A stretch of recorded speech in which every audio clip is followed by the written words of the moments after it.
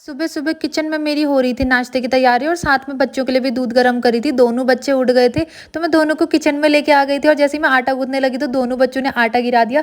फिर मैंने इनको जैसे ही बाहर रखा तो वहां पे ये लोग लड़ने लग गए और इनके चक्कर से मेरी रोटी पलटना मैं भूल गई, जो कि हल्की हल्की से जल गई थी। फिर मेरा नाश्ता भी हो गया था तैयार। नाश्ता करने के बाद डुग्गू की तेल मालिश करी और उसको सुला दिया।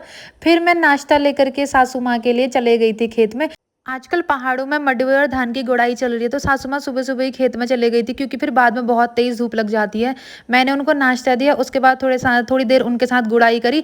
फिर ऊपर वाले जैसे ही मैं घर जाने लग गई थी, ऊपर वाले खेत में एक अम्मा गुड़ाई कर रही थी अकेले और मैं भी आ गई थी घर। जल्दी मैं घर इसलिए आई क्योंकि मुझे घर आकर के फिर लंच भी बनाना था और मेरी भतीजी का कॉल आ गया कि चाची डुग्गू उठ गया है, तो इसलिए मुझे जल्दी आना पड़ा खेत से। और जैसे ही मैं आई तो मैं कोल्ड ड्रिंक लेके आई थी। नन्ना बोलने लगे कि मम्मा मुझे जूस पीना है। फिर मैंने नन्ना को जूस दिया और फिर मैं कमरे की भी सफाई नहीं करके गई थी, क्योंकि जल्दीबाजी में मैं घर से निकल गई थी। तो इससे मेरा कोई भी काम जो घर का सुबह का काम था, कुछ भी काम खत्म नहीं हुआ था।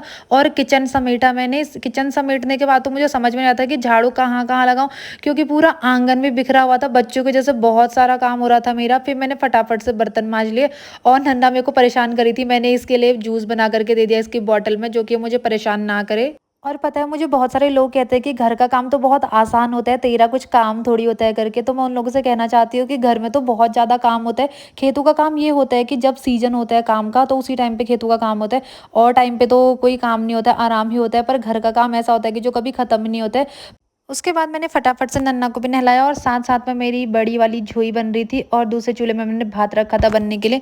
फिर नन्ना लोगों के लिए निकाल के मैंने मिर्ची पाउडर डाल लिया था। उसके बाद फिर मैं खुद नहा करके सारे कपड़े धूप में डाल दिए और फिर बच्चों को लंच कराया। आज के ब्लॉग में बस इतना ही। Bye bye, take care.